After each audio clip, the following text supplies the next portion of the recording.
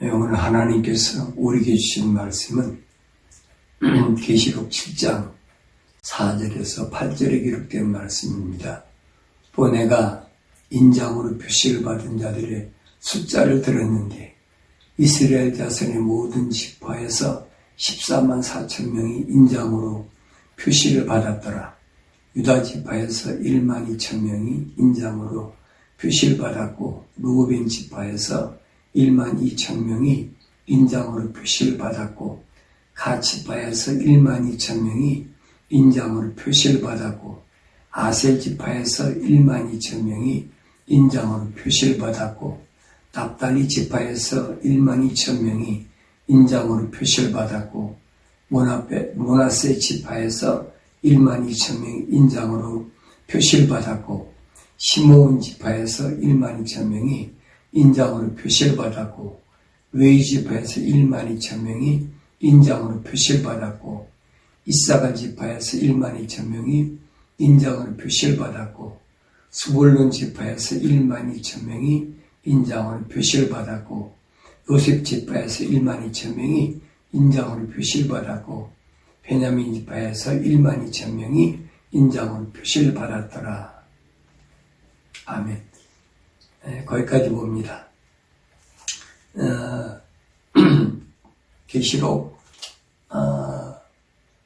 6장까지 지난 시간에 말씀드린 대로 6장까지는 여섯째 인봉을 여는 그런 사건이라면 그 일곱째 봉인은 언제 여느냐. 7장에 일곱째 봉인이 나와야 되는데 7장에서는 일곱째 봉인이 나오는 것이 아니라 이스라엘 백성을 하나님께서 어떤 방법으로 구원시키시냐 하는 그리고 구원받은 숫자가 얼마나 되느냐 아주 구체적으로 오늘 본문에 보면은 기록이 되어 있습니다. 그리고 이제 8장 1절에 가면 그 일곱째 봉인이 열리게 되고 그리고 일곱 나팔재앙이 시작됩니다. 일곱 나팔재앙은 다시 말하면 여섯째 봉인을 열고 나서 일곱 나팔재앙은 이 7년 환란의 시작부터 이 안에 다 1003년 반과 후3년의 반에 소속된 겁니다. 그러니까 우리가 요한계시록을 상고할 때 올바로 잘 알아야 되는데 왜 그러냐면 이 7년 환란이라는 이 기간이 왜 생겼느냐 늘 여러분에게 말씀드립니다마는 다니엘이 바벨론을 남유다가 포로 잡혀갔지요. 왜 잡혀갔습니까? 북이스라엘이 하나님 창조주 하나님 섬기는 일에서 벗어나가지고 사마리아에서 우상을 섬기는 일을 하다가 아수르에게 포로로 잡혀갔는데 그것을 목격한 남유다가 136년 동안이나 그걸 봤으면 좀 정신 차려야 되는데 남유다가 똑같은 일을 하는 겁니다. 하나님 지난번에 말씀드렸죠. 제일 싫어하는 게 뭐냐? 우상숭배입니다. 우상숭배 원리를 여러분 알아야 돼요. 우상숭배라는 것은 피조물이 피조물을 섬기는 것이 우상숭배예요. 그러니까 피조물이 하나님을 섬겨야 마땅하게 하나님은 그렇게 창조해 놓으셨는데 피조물이 피조물을 섬기는 거예요.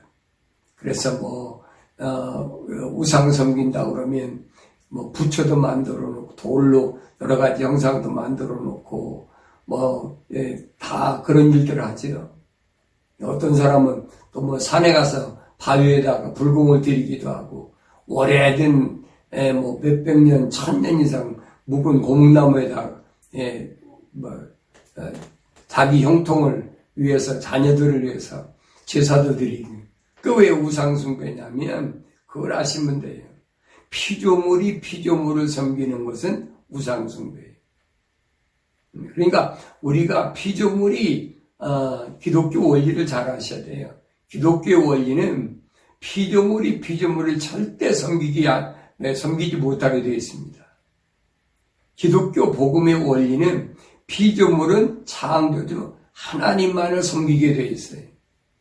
그런데 우리가 세상에 살다 보면 피조물을 섬기려고 하는 그런 유혹이 얼마나 많이 옵니까?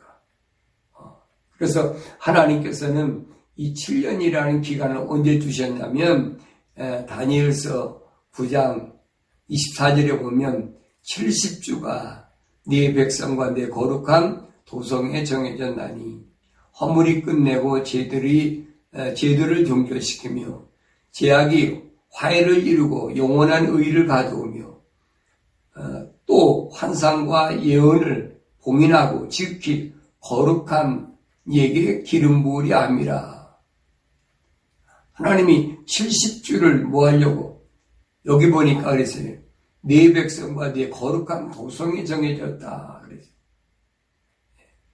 바빌론의 포로 잡혀온 이 이스라엘 백성들, 앞으로 하나님께서 어떻게 구원하실 거냐?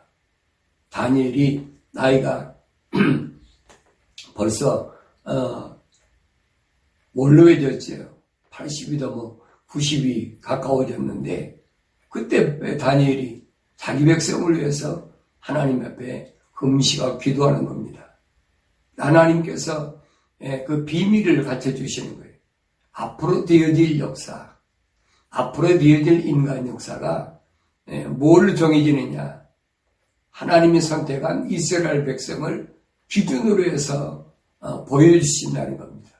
그래서 72년이니까 490년인데 490년인데 나머지 69일에는 지나갔고 그 초림 예수가 오신 걸로 끝났고 그 다음에 한일회가 남았는데 그 한일회가 뭐냐? 그의 계시록에 있는 7년 환란 기간이라는 거예요. 그래서 요한계시록 6장에서는 요 네 가지 첫째 봉인, 둘째 봉인, 셋째 봉인, 넷째 봉인 여기까지가 7년 대환란에 나타날 사건들을 구체적으로 설명해 주고 있는데 그러면 그 다음은 어떻게 이어지느냐? 그 다음에 있는 나팔이나 뭐라고 그럽니까? 호리병, 옛날 개혁성경에는 대접이라고 그랬죠. 그 재앙은 전부 이 안에 들어가 있는 거예요. 근데 이제 나팔 재앙이나 호리병 재앙 같은 데는 전 3년보다는 3년 반보다는 후 3년 반에가 일어날 사건이 많이 기록되어 있다는 겁니다. 그거를 여러분들이 기도하면서 성경을 찾아서 분별할 줄 알아야 된다 하는 것을 오늘 여러분에게 말씀을 드리려고 합니다. 특히 우리가 7장에서는 뭘 지난번에 말씀드리냐면 하나님의 종들의 이마에 하나님의 인을 가지고 하나님의 인이니까 하나님의 도장이죠. 하나님의 도장을 가지고 와서 하나님의 종들에게 표시할 때까지 표시한다는 말 무슨 말이에요? 도장 찍는다는 얘기잖아요. 표시할 때까지 전쟁을 중지시켰습니다. 그러니까 전쟁을 중지시켰단 말은 무슨 말이냐? 심판을 멈추게 했다. 마지막 일어날 사건을 심판을 멈추게 했다는 겁니다. 그래서 우리가 7장을 보면 그렇습니다. 이 일들 후에 내가 보니 네 천사가 땅에 네 모퉁이에 서서 땅의 사방에서 부는 바람을 붙잡았다 그랬어요. 동서남북에서 지난 시간 들은 분들은 이제 이해가 하기 쉽죠. 동서사방 지구 전 구석곳에 일어나는 모든 전쟁, 이 전쟁을 잠시 멈추게 했다. 왜 그러느냐? 그 이유를 설명합니다. 하나님의 종들에게 하나님의 도장을 찍기 위해서. 그럼 그 도장을 왜 치냐는 겁니다. 그 부분을 3절에서 7장 3절에 보면은 우리 하나님의 종들인 그들의 이마에 인장으로 표시할 때까지 땅이나 바다나 또는 나무들을 손상시키지 말라고 하더라. 그러면서 오늘 4절에 보니까 그랬습니다. 또 내가 인장으로 표시를 받은 자들의 숫자를 들었는데 전체를 다 인장으로 표시하는 게 아니에요. 여기 보니까 숫자가 있다 그랬으니까 제한적이란 말은 특별히 선택됐다는 뜻이죠. 그래서 숫자를 들었는데 이스라엘 자손의 모든 지파에서 14만 4천 명이 인장으로 표시를 받았더라. 여러분, 우리가 계시록을 연구할 때 아주 중요하게 생각해야 될 부분은 본문을 잘 이해를 해야 됩니다. 다시 말하면 여기 이스라엘의 모든 지파에서 14만 4천 명이 인장의 표시를 받았더라. 그래서요. 왜 그랬을까? 왜 이스라엘 백성들에게만 인장의 표시를 했을까? 하나님의 계획은 무언가? 다시 말하면 이 부분은 하나님께서 자기가 선택한 선민 이스라엘을 마지막 때 어떻게 구원할 것인가 하는 부분을 구체적으로 설명하고 계신 겁니다. 그래서 인장으로 표심받은 자들을 이제 각 지파라 그랬으니까 이스라엘이 야곱의 12아들에서 12지파로 나눠졌잖아요. 그래서 이제 5절에서 8절까지 보면 그 12지파의 이름이 거명됩니다. 유다 지파에서 1만 2천 명 인장으로 표시를 받았고 확실히 기록해놨어요. 그 다음에 루벤 지파에서 1만 2천 명이 인장으로 표시를 받았고 갓 지파에서 1만 2천 명이 인장으로 표시를 받았고 그 다음에 아셀 지파에서 1만 2천 명이 인장으로 표시를 받았고 납달리 지파에서 1만 2천 명이 인장으로 표시를 받았고 므낫세 지파에서 1만 2천 명이 인장으로 표시를 받았고 시몬 지파에서 1만 2천 명이 인장으로 표시를 받았고 르위 지파에서 1만 2천 명이 인장으로 표시를 받았고 이사가 지파에서 1만 2천 명이 인장으로 표시를 받았고 스불론 지파에서 1만 2천 명이 인장으로 표시를 받았고 요셉 지파에서 1만 2천 명이 인장으로 표시를 받았고 베냐민 지파에서 1만 2천 명이 인장으로 표시를 받았더라 그랬어요. 성경을 우리가 창세기에서부터 읽지 않은 사람은 여기서 12지파 이름이 틀렸는지 맞았는지 그거 몰라요. 성경을 안 읽었는데 어떡합니까? 야곱의 12지파 이름이 뭔지 모르잖아요. 야곱의 또 제 큰아들 이름이 처음부터 큰아들 이름이 뭔지 모르잖아요. 그래서 성경을 자꾸 읽으라는 거예요. 읽어야 여러분들이 하나님 말씀을 상고할 때 큰 도움이 됩니다. 성경을 안 읽고는 여러분 절대 요한계시록에 나와 있는 이 비밀을 바울은 신비라고 그랬죠. 신령한 비밀 알 수가 없게 돼 있어요. 자, 이스라엘 12지파에서 활약할 하나님의 종들 그들은 그냥 활약하는 게 아니에요. 하나님이 반드시 하나님의 도장으로 표시를 했다. 도장을 찍었다는 얘기예요. 너는 이스라엘 백성을 위해서 일하라. 그런데 어떤 분은 그런 얘기를 해요. 이건 마지막 때 두 증인의 사역자다. 여러분 꼭 분별할 줄 알아야 돼요. 두 증인의 사역자는 누구냐면 그건 교회를 위한 마지막 때 교회들에게 회개시키기 위한 교회의 그 사명을 받은 자를 두 증인이고 그러면 교회가 아닌 이스라엘 백성은 예수를 안 믿으니까 어떻게 구원시키냐는 거예요. 하나님께서 선택한 선민 이스라엘을 어떻게 구원시키느냐. 그 구원시키는 방법을 오늘 7장에서는 구체적으로 설명합니다. 그들을 구원시키기 위하여 14만 4천이라는 하나님의 종들을 하나님께서 임무를 맡기셨다는 얘기. 왜 그러냐? 하나님 유대인들을 뭐라 합니까? 독특한 보물이다. 이 지구상에 많은 나라들, 지금 뭐 한 40개 민족이 산다고 하죠. 그것도 뭐 유엔에 가입된 나라가 뭐 한 190에서 200 몇 개 된다고 그러는데, 그 민족 가운데서 하나님께서 특별히 이스라엘 백성을 선민으로 선택하셨단 말이에요.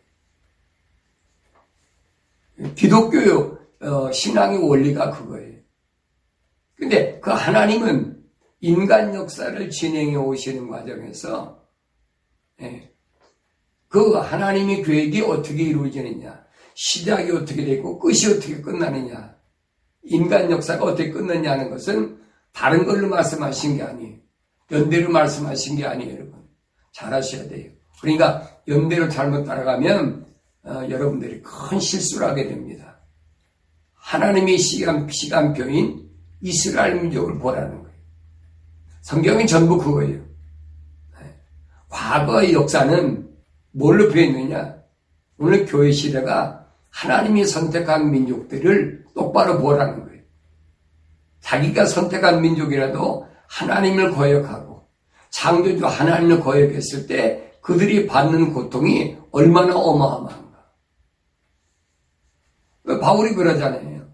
하나님이 자기의 본민족도 유대인도 이렇게 하나님께서 진노하시는데 하물며 너희 이방인들이야 말할 게 뭐냐.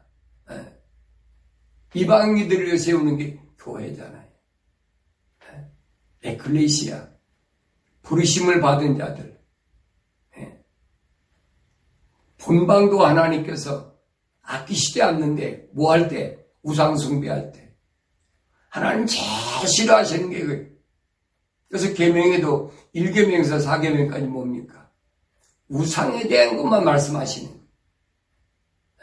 나 외에 다른 거 만들지 말고, 나 외에 다른 거 섬기지도 말고, 그거에 절하지도. 가장 중요한 부분이 그 부분이에요. 만약에 여러분들이 하나님 말씀을 지키며 신앙생활한다고 하면서 1계명에서 4계명까지를 없애버리고 5계명에서 10계명까지 지켰다? 그거 아니지요. 그건 하나님하고 상관없는. 내가 여러분들에게 좀 듣기 거부갈지 모르지만은 캐토릭을 내가 자꾸 지적하는 것은 캐토릭은 여러분 우상을 숭배하기 위해서 1계명에서 4계명을 뜯어 고쳐버렸어요. 그게 뭡니까? 우상 숭배해도 괜찮다는 얘기. 얼마나 큰 근본적인 문제가 틀려졌는지를 여러분 아셔야 됩니다. 자,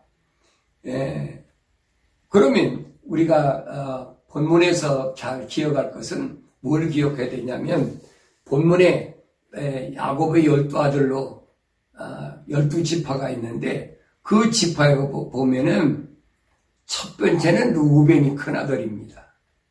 그리고 제일 마지막에는 라헬이 난 베냐민이 마지막 아들. 그런데 이 가운데 있는 지파 가운데서 분명히 뭔가 문제가 일어났어요. 그 문제가 일어난 것을 우리가 7장 오늘 4절에서 8절까지 보면 그 이유를 알 수는 없지만 그 이름을 거명한 걸 보합니다. 12지파 가운데 제일 먼저가 루벤인데 루벤을 빼고 유다를 갖다 딱 집어넣었잖아요. 왜 그랬을까? 그리고 우리가 더 많이 안으로 내려가 보면 단지파가 들어가야 될 부분에 단지파가 빠져버렸어요. 그 전에 제가 단지파에 대해서 한번 잠깐 설명한 적이 있는데 단지파를 빼버렸어요. 그리고 그 자리에 누가 들어갔느냐? 요셉의 맏아들인 므낫세가 들어갔습니다. 왜 그랬을까? 우리가 7년 환란에 대해서 앞으로 세상 끝날에 대해서 공부하는 것도 중요한데 하나님께서 계획하신 미래의 마지막 인간의 역사가 어떻게 교회는 구원시키고 이스라엘은 어떻게 구원시키는가. 그런데 그 12지파에서 왜 루벤이 첫째로 안 들어가고 루벤이 밀려나고 유다가 들어갔을까? 그 다음에 므낫세는 빠지고 다는 빠지고 요셉의 아들은 므낫세가 들어갔을까? 이런 부분을 우리가 올바로 알아야 요한계시록을 올바로 공부할 수 있다. 자, 하나님께서는 성경 전체로 보면 원래는 노아 때 하나님은 영원한 생명의 맥을 노아에게 허락하셨습니다. 그런데 그 노아 때 무슨 일이 벌어졌습니까? 노아 방주를 통해서 다 멸망했는데 노아 8식구만 구원받았지요. 노아와 노아 아내, 그 다음에 노아의 세 아들, 그 다음에 세 며느리, 그게 총 8식구예요. 그 8식구가 구원받았는데 그 노아의 두 번째 아들인 함이 무슨 일을 저질렀느냐?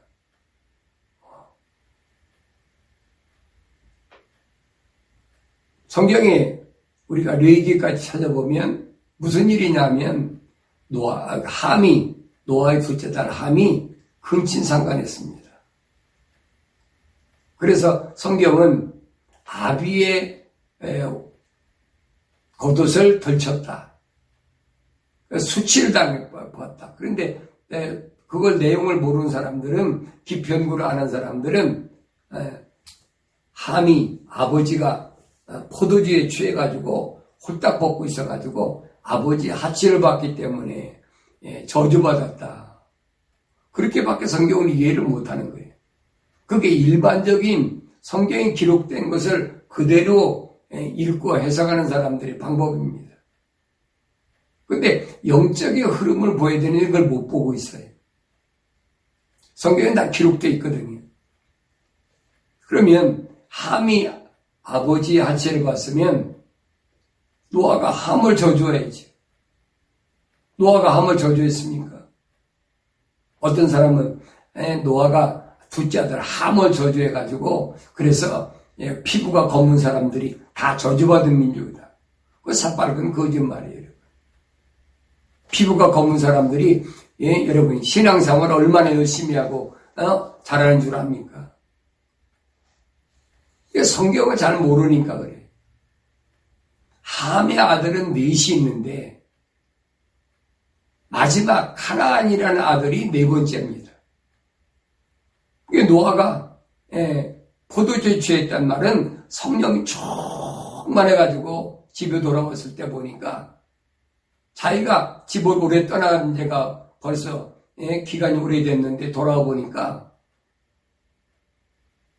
함이 자기 부인이 아들을 낳았어요.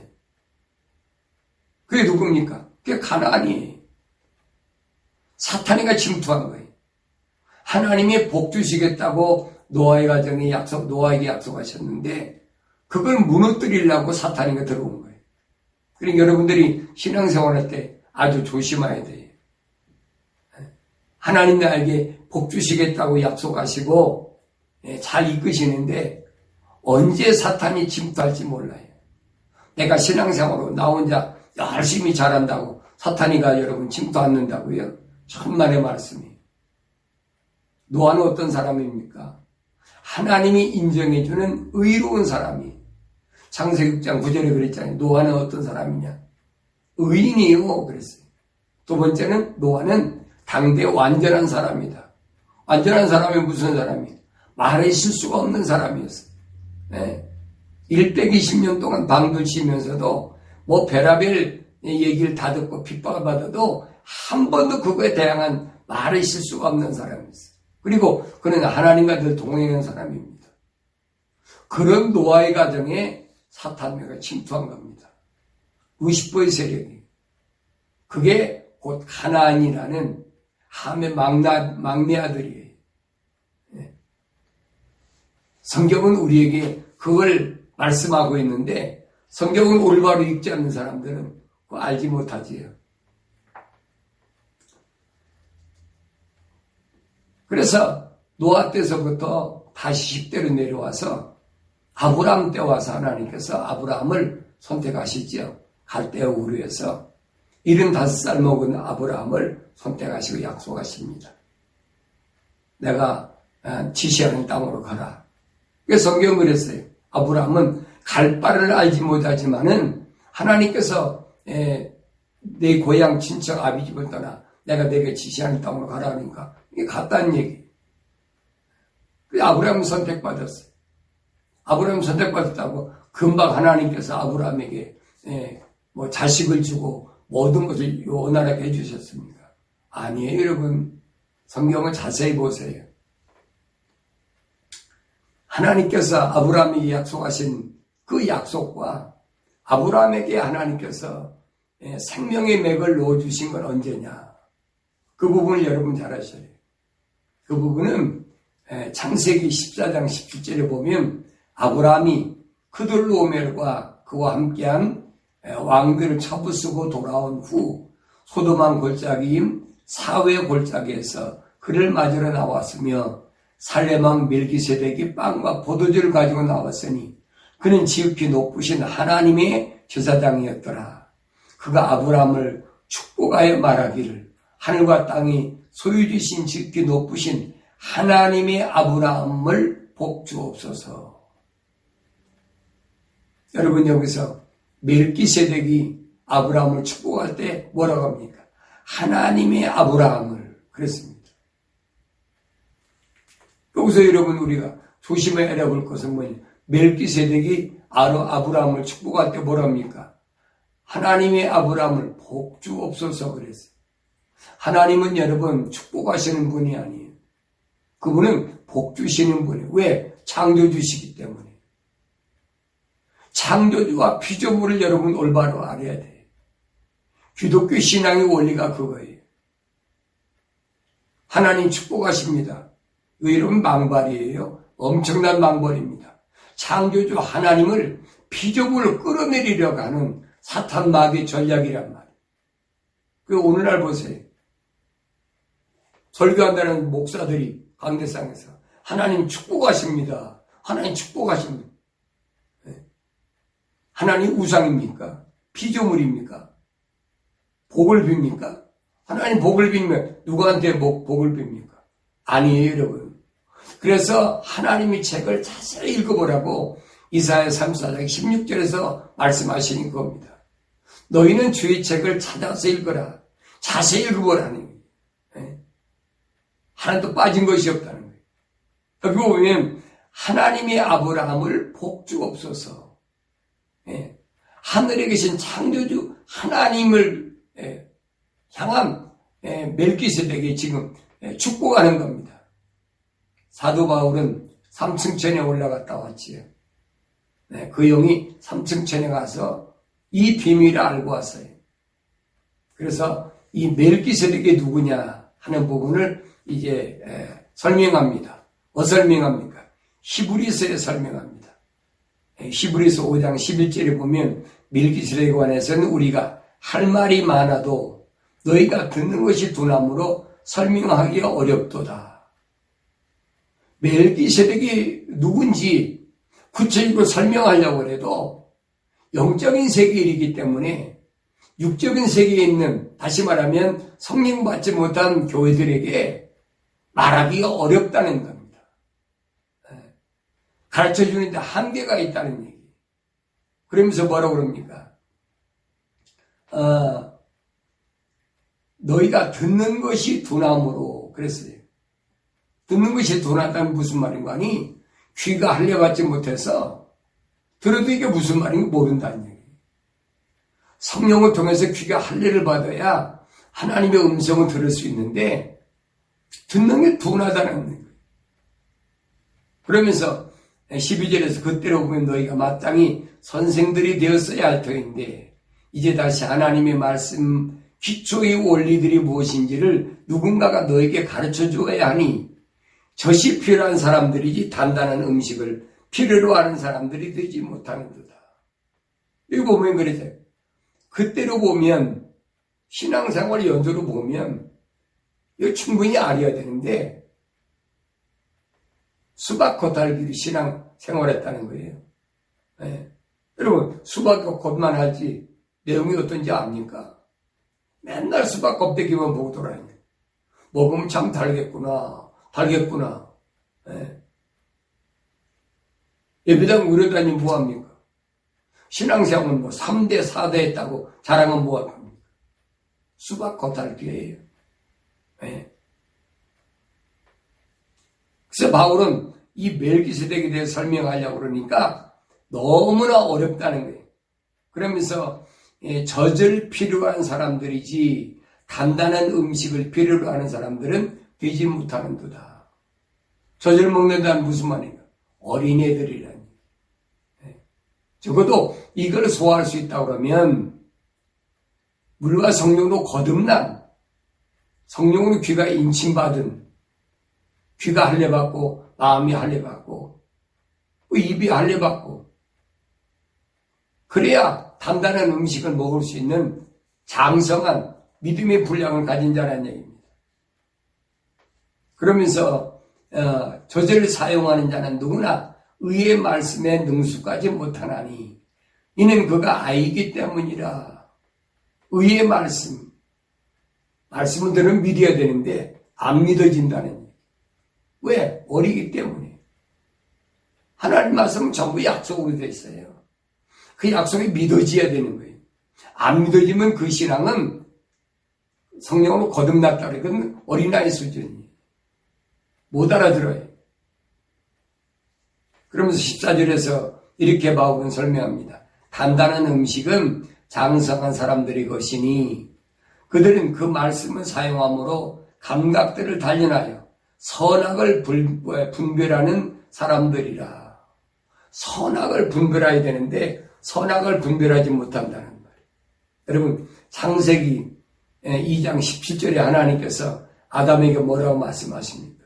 선과 악의 지식에서 나무에서 나온 것을 먹지 말아라. 선악이 뭔가를 알아야 돼요, 여러분. 선악이란 말은 성경 전체를 우리가 공부하면 알아야 되는데 성경의 기독교 신앙의 기초 원리 중에 하나예요. 제일 먼저 알아야 될 부분이 이 선악에 대한 겁니다.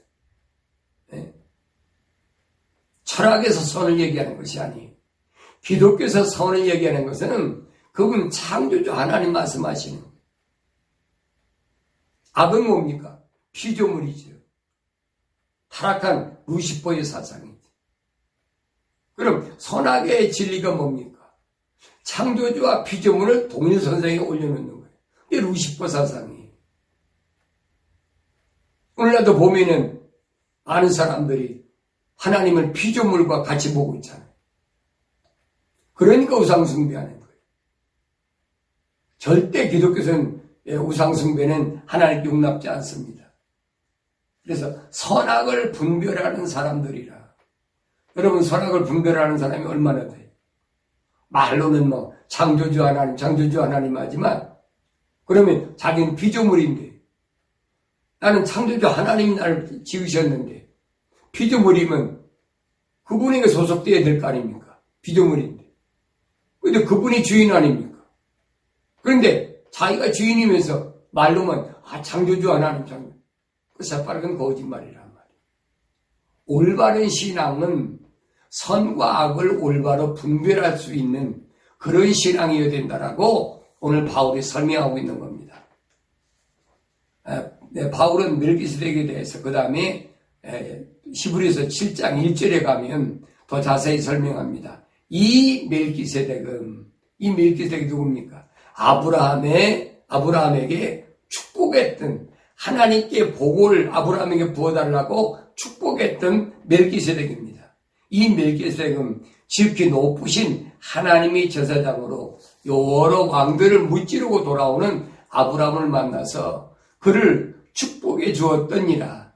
아브라함도 전체의 10분의 1을 그에게 드렸으니 그의 이름을 해석하면 첫째는 의의 왕이요, 그 다음은 살렘 왕, 곧 화평의 왕이라. 아버지도 없고 어머니도 없으며 계보도 없고 시작한 날과 상의 끝도 없으니 하나님의 아들과 같이 되어 항상 제사장으로 있느니라. 멜기세덱은 이런 피조물이 아니에요. 올바로 잘 아셔야 돼요. 왜 멜기세덱이 아브라함에게 복을 빌 때 하나님 이 아브라함에게 복 주시옵소서. 그게 여러분 천상에 있는 하나님의 종들의 복을 비는 축복하는 방법이에요. 이 피조세계에서 여러분 이 축복하는 거 보면 다 거짓말로 하잖아요. 하나님 축복하시옵소서. 이거 다 거짓말이에요, 여러분. 성경을 올바로 보세요. 하나님은 창세기 1장에서 인간을 창조하시고 뭐라고 말씀하십니까? 마지막 창조하시고 내가 축복하겠다고 했습니까? 아니잖아요. 복 주시겠다고 그랬잖아요. 그게 뭐냐면 창조주와 하나님 피조물과의 관계를 지금 설명하고 있는데 성경을 대충 읽으니까 모르지. 성령 받았다면 여러분, 성령 받았다면 하나님 축복하십니다. 이런 소리 안 해요. 왜냐하면 성경은 그렇게 안 가르쳐 줍니까? 저도 개신교 목사였을 때는 하나님 축복하신다는 말 어제 많이 떠들었어요. 그런데 어느 날부터 보니까 이거 아니에요. 하나님 잘못됐습니다. 내가 집회 다닐 때마다 항상 그 얘기 떠들었어요.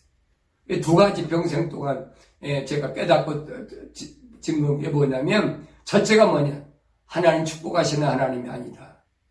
그분은 창조주 하나님이시기 때문에 그분은 복 주시는 분이다.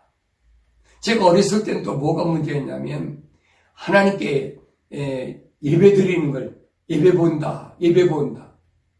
그게 입에 아주 달렸어요. 건투다면 예배 보러 가자. 여러분 예배는 보는 겁니까? 본다는 의미는 구경뿐이에요. 제가 목사가 되고 나서 나중에서 깨달았어요. 그래 그때부터 제가 전국 집회 다니면서 또 각 나라 집회 다니면서 부르짖은 게 뭐냐? 하나님께 구원받은 성도는 예배를 보는 것이라 예배는 드리는 거다. 그것이 피조물인 하나님의 아들이 창조주 하나님께 예배, 만나는 드리는 것, 경배하는 것이지. 어떻게 보는 겁니까? 본다는 의미는 뭐예요? 구경꾼이라는 얘기죠. 그건 주님의 신부가 아니라는 얘기. 그런 부분은 나중에 말씀드리기로 하고,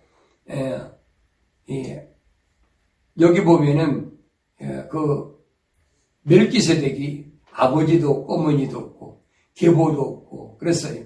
자기를 낳아준 아버지, 어머니도 없고, 계보도 없고, 족보가 없다는 얘기. 시작한 날과 생의 끝도 없으니, 하나님의 아들과 같이 되어 항상 제사장으로 있느니라. 그 누구예요? 예수 그리스도지요. 여러분, 신약시대에 오신 예수님은 육신이 입고 오신 예수님을 가리키는 거예요.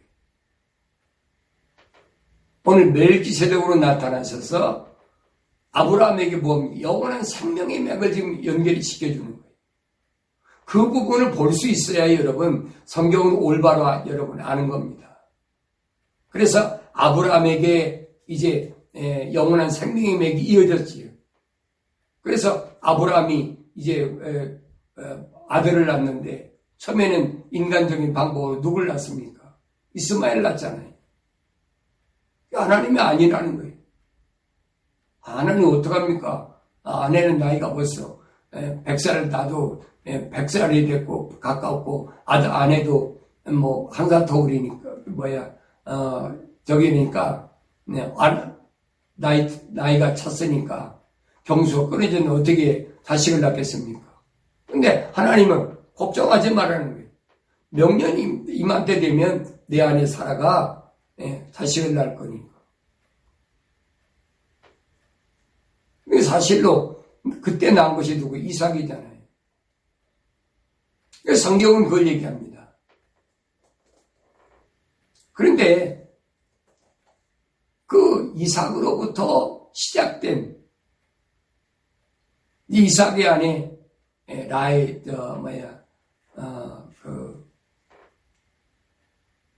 누구예요? 이삭이 두 아들 쌍둥이를 낳지. 리브가를 통해서. 그 쌍둥이 아들 낳는데 야곱과 에서잖아요. 근데 거기서도 하나님이 뱃속에서 선택하셨어요. 유대인을 보면 전부 장자의 계보로 이어졌습니다. 그러면 장자의 계보면 마땅히 이삭에서 누구로 옵니까? 에서로 와야 돼요. 장자의 계보니까. 그게 일반적인 유대인의 상식이에요. 그런데 하나님은 리브가의 뱃속에 쌍둥이가 있는데 형을 택하지 않고 야곱을 택했다는 얘기예요. 왜 그랬을까? 그걸 잘 아셔야 돼요. 왜냐? 사탄 마귀가 틀림없이 장자니까 에서를 예서에 침투했겠죠. 근데 하나님은 반대로 야곱을 선택하셨어요. 일반적인 다시 말하면 피조 세계에서의 장자권과 하나님의 생명의 맥에서의 장자권은 전혀 달라요, 여러분. 그래서 하나님께서는 에서가 아니라 야곱을 선택하셔서 야곱에게서 12아들을 낳습니다. 그럼 마땅히 야곱의 12아들 가운데서 누구를 장자로 할 거냐 하는 겁니다. 그런데 오늘 여기 보면은 그렇습니다. 창세기 30장 5절은 비라가 임신하여 야곱에게 아들을 낳았더니 라헬이 말하기를 하나님께서 나를 판단하시고 내 목소리를 들으시어 내게 아들을 주셨도다라고 하고 그리하여 그의 이름을 단이라 불렀더라. 비라가 난 아들이 단입니다. 그것은 야곱이 가장 사랑하는 라헬의 여종이에요. 나중에 자기 언니 레아가 아들을 넷씩 낳는데 시기가 나니까 뭐라고 얘기합니까? 자기 몸종을 비라를 주고 자녀를 낳으라고 그랬잖아요. 야곱이 이 비라를 통해서 낳은 아들이 있는데 그 큰아들이 단이. 근데 성경은 요한계시록 가보면 그 단지파가 빠져버렸어요. 그 왜 빠졌을까? 여러분 생각해 보셨어요? 빠진 데 이유가 있을 거 아니에요.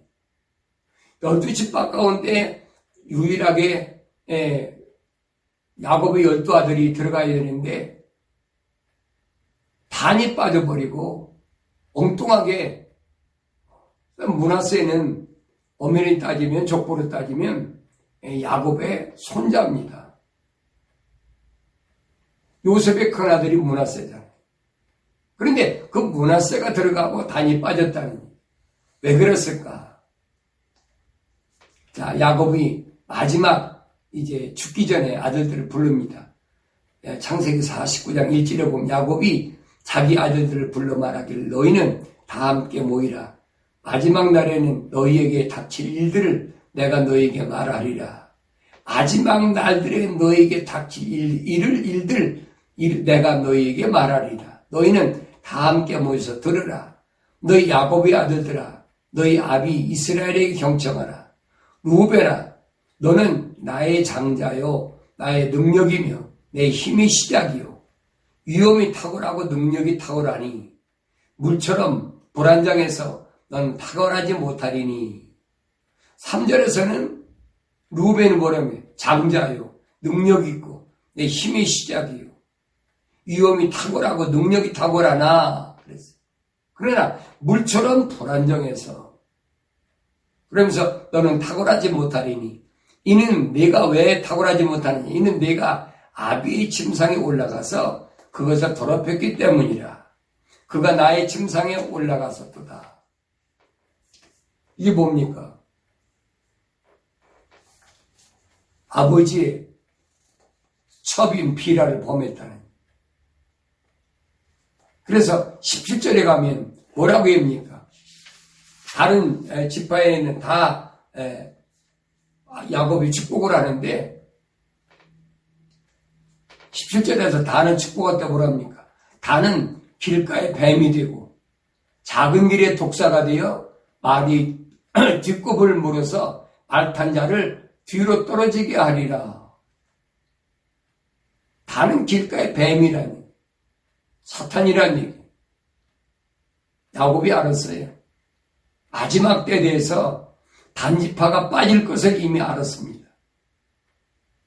이스라엘의 12지파 가운데 14만 4천에서 단이 제거되어야 된다는 사실을 지금 야곱이 선포하고 있는 거예요. 마지막 때에 이 될 일들. 그러면서 뭐라고 그럽니까? 작은 길에 독사가 되어 말의 뒷굽을 물어서 말탄 자 뒤로 떨어지게 하리라. 여기 말탄 자가 누굽니까? 흰 말탄 자가 누구예요? 두 증인이잖아요. 네. 근데 우리 요한계시록을 보면 두 증인과 사탄과 싸워서 두 증인이 순교하는 말에서 떨어뜨린다는 거예요.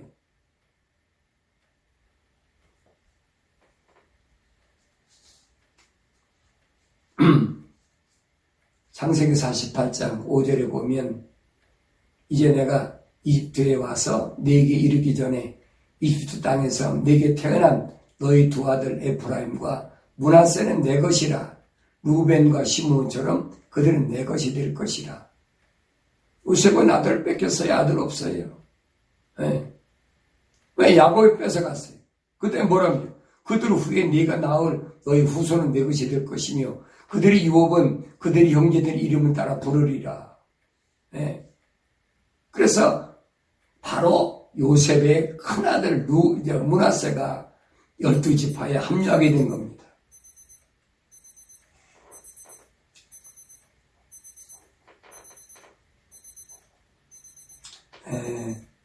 창세기 48장 14절에 보면 이스라엘이 그의 오른손을 펴서 둘째인 에프라임 머리 위에 얹고 그 왼손은 므낫세의 머리 위에 얹으며 의식적으로 그의 손을 가져다 가게 하더라. 이는 므낫세가 맏아들이더라. 그래서 요셉의 맏아들인 므낫세가 이제 마지막 때에 가서는 한 지파로 한 지파의 소유에 들어가게 되고 복을 받게 된다. 자, 이스라엘 역사에 기록된 우리가 역대상을 보겠습니다. 역대상 5장 1절에 보면 이스라엘의 맏아들 루벤의 아들들이라. 그러면서 그가 맏아들이었으나 그의 아버지 침상을 더럽혔으므로 그의 장자권이 이스라엘의 아들 요셉의 아들들에게 주어졌더라. 그러므로 그 계보가 장자권을 따라 계수될 것이 아니니 이는 유다가 그의 형제들과 뛰어났으며 그에게 최고의 제자가 나왔으나 장자권은 요셉에게 있었습니다라. 여기서 왜 장자권이 갈립니까? 유다하고 요셉하고. 여러분, 유다는 육적 이스라엘의 장자권을 가지고 있어요. 왜 그렇습니까?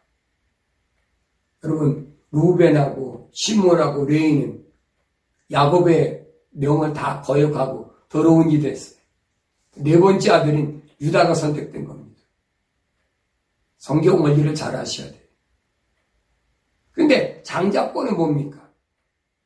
아까 말씀드렸잖아요. 멜기세덱을 통해서부터 아브라함에게 연결된 장자권은 어디로 갔느냐? 여러분 찾아보야지. 야곱에게 와서 야곱에게서 누구에게로 갔습니까? 여기서 육적인 유다에게 간 육적으로는 유다에게 장자권이 갔지만 영적으로는 요셉에게 왔어요. 그래서 오늘 여기서 얘기합니다. 장자권은 요셉에게 있었습니다. 다시 말하면 육적 장자권과 영적 장자권이 달라진 거예요. 이 원리를 잘 알아야 여러분 기독교 원리를 아는 거예요. 그래야 교회가 뭔가를 압니다. 교회가 어떻게 형성된 것인가 여러분 알아야 돼요.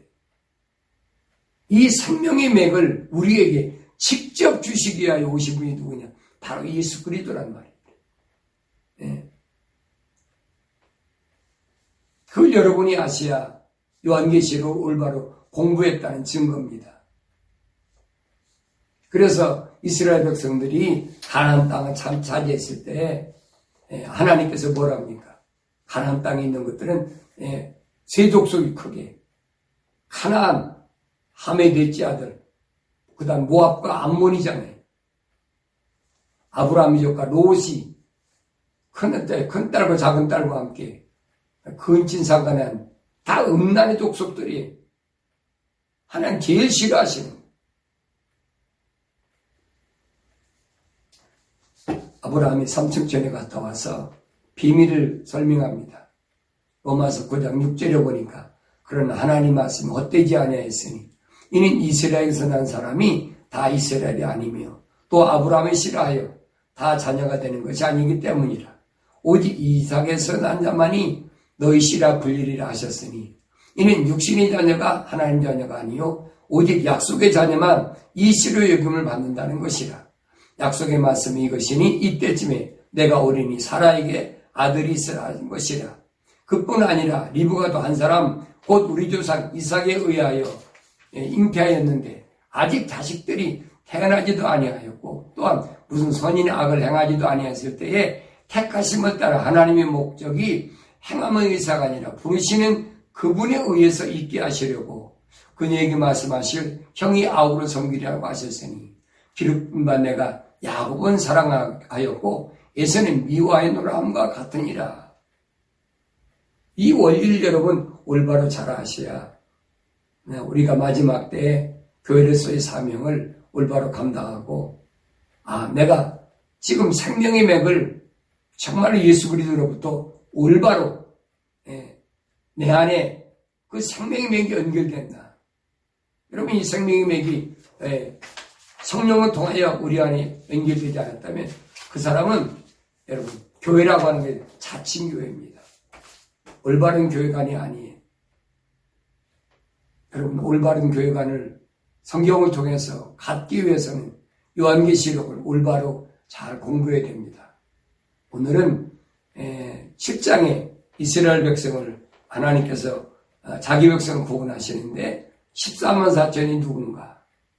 그리고 왜 루벤이 첫 번째 받아들인데 이름이 안 올라가고 유다가 올라갔나? 그리고 단지파가 왜 빠졌나? 뭐 기회가 있으면 이 단지파에 대해 더 깊이 제가 설명하겠습니다만은 그래서 단지파 보면은 그 재판관기라고 그러죠. 개혁성경은 사사기라고 그러는데 거기 보면 단지파가 뭐하냐? 우상 섬기는 그런 족속으로 발전해 왔습니다. 그래서 여러분 빠진 거예요. 기독교 신앙의 원리 아셔야 됩니다. 가장 기본적인 게 뭐냐? 창조주 하나님과 피조물을 구분할 수 있는 지식이에요. 내가 창조주 하나님과 같이 되려고 하다가 타락한 것이 사탄 마귀입니다. 그 사상이 만약에 내 안에 들어있다면 그 사람은 잘못된 사람이에요. 여러분 하나님의 자녀로서 교회로서 정말 마지막 때 하나님께 올바로 부름받고 쓰임받는 그런 복된 주님의 거룩한 백성들이 되어지기를 축원합니다.